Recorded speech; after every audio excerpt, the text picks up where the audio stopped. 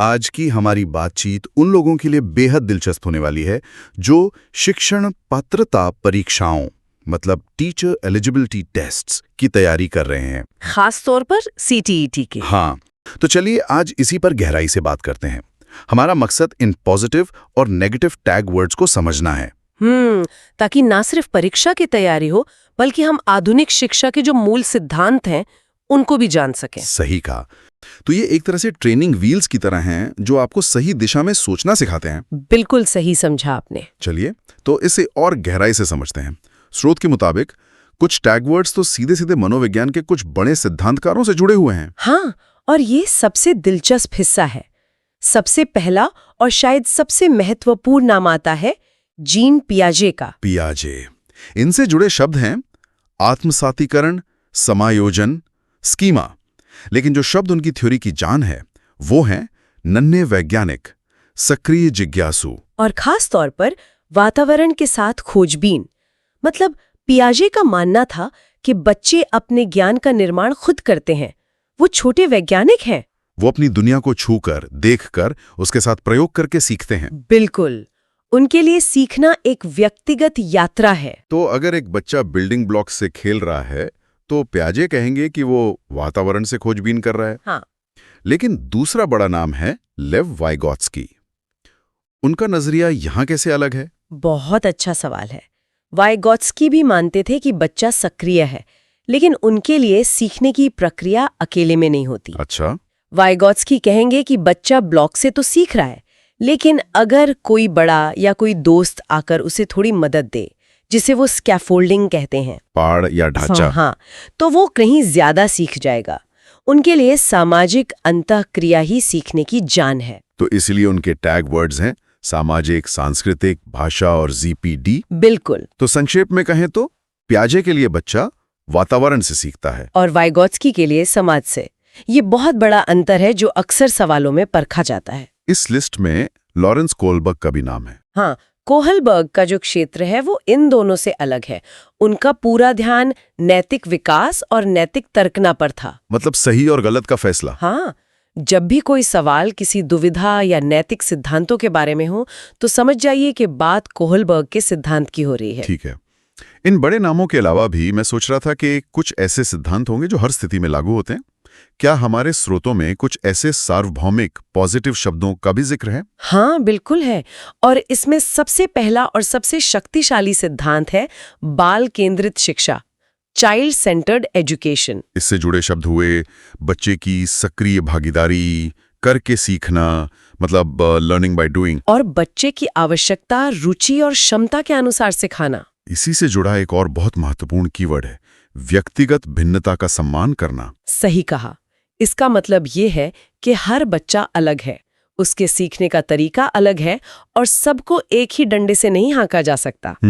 और आज के समय में शायद सबसे जरूरी पहलू समावेशी शिक्षा, इंक्लूसिव एजुकेशन। इसके टैग वर्ड्स हैं समान अवसर और विविधता का सम्मान। हाँ, और यहाँ एक स्रोत एक बहुत गहरी बात कहता है। क्या? वो कहता है कि क्लास में मौजूद विविधता, चाहे वो भाषा की हो, संस्कृति की हो, उसे एक समस्या नहीं बल्कि एक संसाधन यानी रिसोर्स के रूप में देखना चाहिए। वाह, ये तो बहुत ही शक्तिशाली विचार है ना? मतलब ये कि अगर क्लास में कोई बच्चा देख नहीं सकता तो बाकी बच्चे उसके जरिए संवेदनशीलता सीखते हैं। और अगर कोई अलग भाषा बोलता है तो पूरी क्लास एक नई संस्कृति के बारे में जानती है। बिल्कुल।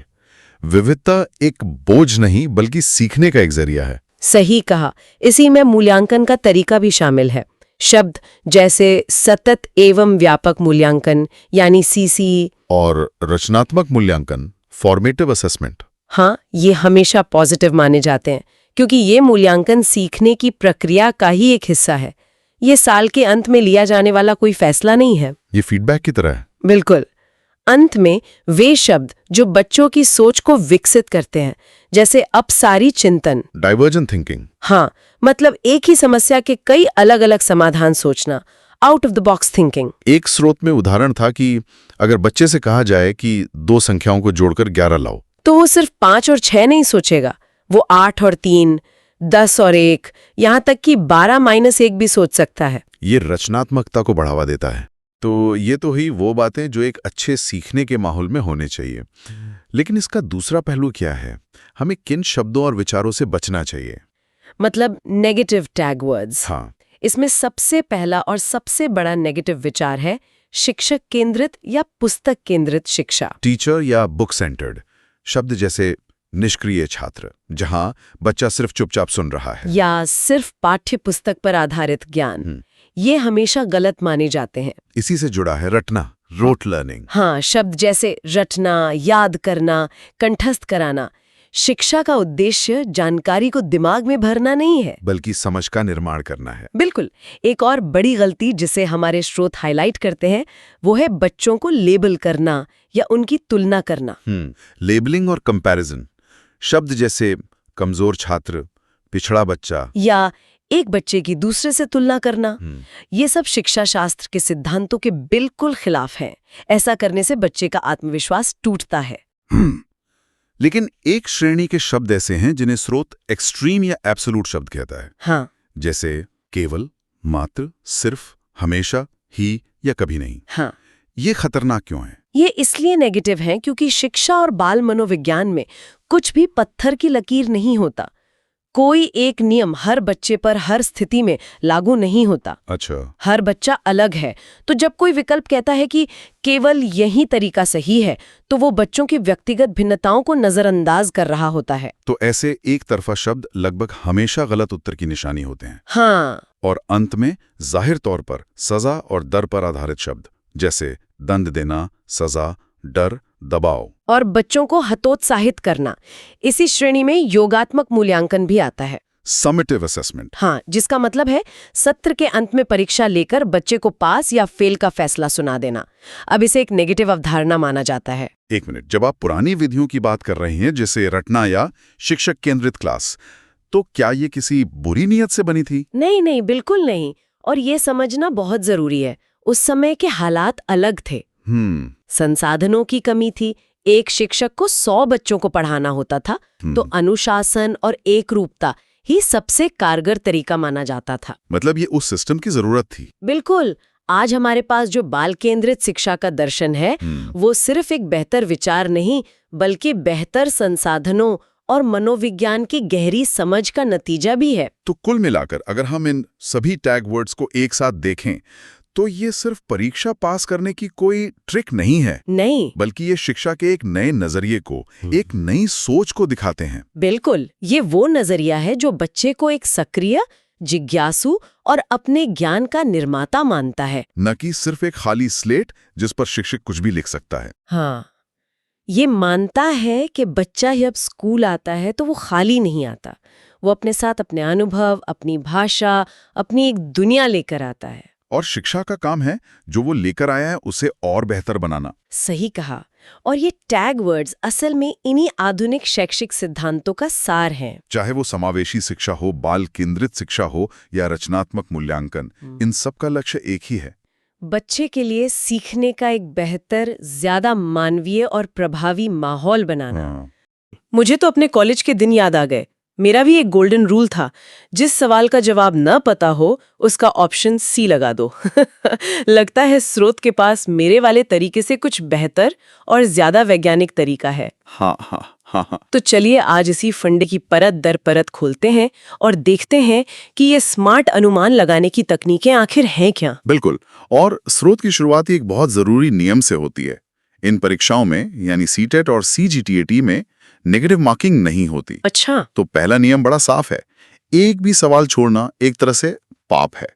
पूरे 150 सवाल हल करने हैं, चाहे जवाब आता हो या नहीं। सही बात है। जब गलत जवाब की कोई सजा ही नहीं है तो हर मौके का फायदा उठाना चाहिए। तो फिर सबसे बड़ी मुश्किल से शुरू करते हैं, जो है टाइम मैनेजमेंट। 150 सवाल और 150 मिनट। सुनने में लगता है कि हर सवाल के लिए 1 मिनट, बड़ा आसान है, पर हम सब जानते हैं कि ऐसा होता नहीं है। एकदम। कोई सवाल 10 सेकंड में हो जाता है तो कोई 3 मिनट भी ले लेता है। और इसी समस्या के लिए स्रोत में 2 रणनीतियां दी गई हैं। पहली वाली तो जानी पहचानी है, जो आसान लगे उसे पहले करो, जिस सवाल में अटको उसे निशान लगाकर आगे बढ़ जाओ, बाद में उन पे वापस आओ। हाँ, ये तो ठीक है, ये तो सब बताते हैं। लेकिन मुझे दूसरे तरीके में ज्यादा दिलचस्पी है, विषय के हिसाब से समय बांटना। स्रोत में इसका क्या कोई खास फॉर्मूला दिया गया है? हाँ। क्योंकि ज्यादातर लोग गलती यही करते हैं। हाँ, और ये फॉर्मूला अनुभव पर आधारित लगता है। पेपर 1 के लिए स्रोत का सुझाव कुछ ऐसा है। बाल विकास और शिक्षा शास्त्र मतलब CDP के 30 सवालों के लिए 20 मिनट। 20 मिनट, ठीक है। और हिंदी या पर्यावरण अध्ययन यानी EVS जैसे विषयों के 30-30 सवालों के लिए सिर्फ 15-15 मिनट। सिर्फ 15 मिनट? हाँ, क्योंकि इनमें या तो जवाब पता होता है या नहीं, ज्यादा सोचना नहीं पड़ता। ठीक है, यहाँ तक तो समझ आता है। ये तीनों विषय मिलकर 60 मिनट में हो गए। अब बचे 90 मिनट और 2 विषय, गणित और अंग्रेजी। तो क्या 45-45 मिनट? नहीं, यहीं पर स्रोत एक चौंकाने वाली बात कहता है। वो कहता है कि अंग्रेजी के 30 सवालों के लिए पूरे 50 मिनट दीजिए। 50 मिनट? और गणित के 30 सवालों के लिए भी 50 मिनट। 1 मिनट, 50 मिनट गणित के लिए और 50 अंग्रेजी के लिए? ये तो कुल मिलाकर 100 मिनट हो गए। यानी परीक्षा का 2/3 समय सिर्फ 2 विषयों के लिए। हाँ, ज्यादातर लोग हर विषय को बराबर समय देने की गलती करते होंगे। ये रणनीति तो पूरी सोच ही बदल देती है। पर ऐसा क्यों? इसके पीछे ठोस वजह है। अंग्रेजी में लंबे लंबे पैसेज होते हैं, उन्हें ध्यान से पढ़ना, समझना और फिर जवाब ढूंढने में अच्छा खासा समय लगता है। बात तो सही है। और गणित का तो हम सब जानते हैं, पेडागॉजी वाले सवाल भले ही जल्दी हो जाएं, लेकिन जिन सवालों में कैलकुलेशन होती है वो समय लेते ही हैं। अच्छा। मतलब जहां समय बच सकता है, जैसे हिंदी और EVS, वहां से समय चुराकर उन विषयों को देना है जो असल में समय की मांग करते हैं। यही स्मार्ट मैनेजमेंट है। बिल्कुल। क्या पेपर 2 के लिए भी ऐसी ही कोई रणनीति है? हाँ, बिल्कुल है। सामाजिक विज्ञान वालों के लिए सामाजिक विज्ञान के 60 सवालों के लिए 55 मिनट का सुझाव है। क्योंकि यहाँ सवालों की संख्या 2 गुनी है। एकदम। बाकी विषयों का समय लगभग वैसा ही है। अंग्रेजी के लिए 50 मिनट, हिंदी के लिए 15 मिनट और CDP के लिए 25 मिनट। और गणित विज्ञान वालों के लिए? उनके लिए तो चुनौती और भी बड़ी होगी। उनके लिए ही सबसे ज्यादा समय दिया गया है। स्रोत के अनुसार गणित विज्ञान के 60 सवालों के लिए पूरे 65 मिनट रखने चाहिए। 65 मिनट? हाँ, क्योंकि ये सवाल प्राइमरी लेवल के गणित से ज्यादा मुश्किल होते हैं। बाकी विषयों का समय CDP के लिए 20 मिनट, हिंदी के लिए 15 मिनट और अंग्रेजी के लिए 50 मिनट। ठीक है, तो हमने अपनी पूरी रणनीति बना ली, हर सेक्शन के लिए मिनट तय कर लिए, सब कुछ परफेक्ट है। लेकिन परीक्षा कभी भी प्लान के हिसाब से नहीं चलती। कभी नहीं। अब उस हालत की बात करते हैं जिससे सबको डर लगता है। घड़ी की सुई भाग रही है और OMR शीट पर 30-35 गोले खाली हैं। उस पैनिक मोमेंट में क्या करें? उस पैनिक मोमेंट के लिए ही स्रोत में तुक्के का विज्ञान बताया गया है, जो प्रोबेबिलिटी पर काम करता है। प्रोबेबिलिटी कैसे? रणनीति बहुत साफ है।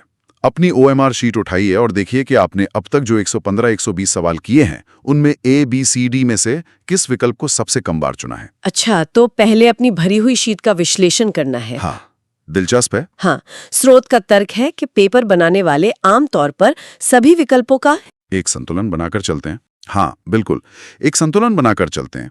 मतलब 150 सवालों में से लगभग 37-38 जवाब A होंगे, 37-38 B होंगे और इसी तरह बाकी भी। तो अगर मैंने अब तक 20 सबसे कम इस्तेमाल किया है, तो संभावना है कि बचे हुए सवालों के जवाबों में 20 ज्यादा होगा। एकदम। तो स्रोत ये कह रहा है कि बचे हुए सभी 30-35 सवालों में सिर्फ B भर दो, मतलब एक ही लाइन में B B B B। पर क्या ये सिर्फ एक बड़ा जुआ नहीं है? आपका शक जायज है। ये सुनने में अजीब लगता है, लेकिन स्रोत में वीडियो बनाने वाले ने अपना एक निजी अनुभव भी साझा किया है। अच्छा? उनके साथ ऐसा ही हुआ था। अंग्रेजी का सेक्शन था और समय लगभग खत्म हो चुका था। उन्होंने यही तरीका अपनाया और बचे हुए सभी सवालों में एक ही विकल्प भर दिया। और नतीजा क्या रहा? उनका कहना है कि अगर वो उन सवालों को पढ़कर हल करने की कोशिश करते तो शायद 5-6 सवाल ही कर पाते और उनमें से 2-3 सही होते, लेकिन इस तरीके से उनके 30 में से 7-8 सवाल सही हो गए। 7-8 सवाल? हाँ, ये शायद तुक्के में अलग अलग ABC लगाने से तो कहीं बेहतर है, जिसमें हो सकता है 1 या 2 ही सही हो। ये 0 से तो बेहतर ही है। वाह, मतलब ये अंधेरे में तीर चलाना नहीं है, बल्कि एक कैलकुलेटेड रिस्क लेना है। चलिए, ये तो हुई आखिरी पलों की रणनीति। हाँ। अब उन 5 स्मार्ट तरीकों पर आते हैं जिनका जिक्र स्रोत में किया गया है। ये उन सवालों के लिए हैं जिनका जवाब हमें बिल्कुल नहीं पता, भले ही हमारे पास समय हो। ये एक तुक्का लगाने की असली कला है। बिल्कुल, ये वो मनोवैज्ञानिक तरकीबें हैं जो सही जवाब तक पहुंचने में मदद करती हैं। और जहां तक मुझे याद है, स्रोत में जो पहला तरीका बताया गया था वो तो मनोविज्ञान से जुड़ा है। सबसे लंबा और विस्तृत विकल्प यानी लॉन्गेस्ट ऑप्शन वाला। हाँ, क्या ऐसा नहीं है कि परीक्षक सही जवाब को फुल प्रूफ बनाने के चक्कर में उसे ज्यादा समझा देते हैं और वो बाकी विकल्पों से लंबा हो जाता है? आपने बिल्कुल सही पकड़ा। यही मनोविज्ञान है। सवाल बनाने वाला चाहता है कि सही उत्तर में कोई कमी ना रह जाए, कोई उसे चुनौती ना दे सके। अच्छा, इसलिए वे उसे ज्यादा स्पष्ट और सटीक बनाने के लिए अधिक जानकारी जोड़ देते हैं। खासकर पेडागोजी के सवालों में ये तरीका बहुत काम आता है। दिलचस्प है। अब दूसरे तरीके की बात करते हैं, जिसे स्रोत में जादू कहा गया है। ये है उपरोक्त सभी का विकल्प। हाँ, और स्रोत का दावा है कि शिक्षण परीक्षाओं में अगर ये विकल्प मौजूद है तो उसके सही होने की संभावना 80 से 90% होती है। 1 मिनट, 80-90%? ये तो बहुत ज्यादा है। ये तो बहुत जोखिम भरा भी लग रहा है। ये सवाल भी वाजिब है, लेकिन स्रोत इसके पीछे का तर्क बताता है। सीटेट जैसी परीक्षाएं बाल केंद्रित और सकारात्मक शिक्षण को बढ़ावा देती हैं। अच्छा, जब कोई सवाल पूछा जाता है तो अक्सर दिए गए 3 विकल्प अलग अलग सकारात्मक पहलू होते हैं और चौथा विकल्प उपरोक्त सभी उन सबको समेट लेता है। तो ये परीक्षा की मूल विचारधारा से जुड़ा है, ये सिर्फ एक ट्रिक नहीं है। ठीक है, तीसरा तरीका एलिमिनेशन से जुड़ा है। बिल्कुल। तीसरा तरीका है नकारात्मक शब्दों को हटाना। ये मेरा पसंदीदा तरीका है। इसमें आपको सही जवाब नहीं ढूंढना है, बल्कि ये ढूंढना है कि कौन सा जवाब बिल्कुल नहीं हो सकता। हाँ, स्रोत के अनुसार कुछ शब्द हमेशा गलत जवाब की तरफ इशारा करते हैं, जैसे केवल, सिर्फ, रटना, याद करना, सजा देना। कठोर अनुशासन। मतलब जिस भी विकल्प में ये शब्द दिखें उसे तुरंत गलत मानकर काट दो। एकदम सही। 4 में से अगर 2 विकल्प भी कट गए तो सही जवाब मिलने की संभावना 50% हो जाती है। और चौथा तरीका इसी का उल्टा है ना? अगर नकारात्मक शब्दों को हटाना है तो सकारात्मक शब्दों को ढूंढना भी होगा। बिल्कुल। हाँ, इन्हें स्रोत में पॉजिटिव टैग वर्ड्स कहा गया है। कुछ ऐसे शब्द जो हमेशा सही उत्तर की ओर इशारा करते हैं, जैसे अवसर देना, प्रोत्साहित करना, चर्चा में शामिल करना, बच्चों को सक्रिय रखना, सृजनात्मकता, विविधता का सम्मान करना। समावेशी शिक्षा या अपसारी चिंतन यानी out of the box thinking. बिल्कुल, ये शब्द सीटेट और सीजीटेट की आत्माएं। हाँ। अगर किसी विकल्प में ये शब्द दिखाई दें तो उसके सही होने की संभावना बहुत ज्यादा होती है। तो ये सिर्फ तुक्का नहीं, ये परीक्षा की मानसिकता को समझने जैसा है। हाँ, और पांचवा और आखिरी तरीका क्या है? पांचवा तरीका वही है जिसकी हमने पहले बात की थी, लेकिन एक अलग संदर्भ में। इसे विकल्प वितरण ट्रिक कहा गया है। ये सिर्फ आखिरी के 10 मिनट के लिए नहीं है। अच्छा, मान लीजिए आपने 150 में से 120 सवाल कर लिए हैं और आप उनमें से 100 को लेकर आश्वस्त हैं। अब बाकी बचे 30 सवालों के लिए आप अपनी OMR शीट का विश्लेषण कर सकते हैं। मतलब फिर से वही करना है, देखो कि कौन सा विकल्प सबसे कम इस्तेमाल हुआ है और बाकी सब में वही भर दो। हाँ, लेकिन यहाँ आपके पास सोचने का थोड़ा ज्यादा समय है। आप देख सकते हैं कि A और C बहुत बार आ चुके हैं, लेकिन B और D कम आए हैं। तो आप बाकी सवालों में B या D में से किसी एक को चुनकर लगा सकते हैं। तो कुल मिलाकर ये सिर्फ अंधेरे में तीर चलाने जैसी बातें नहीं है।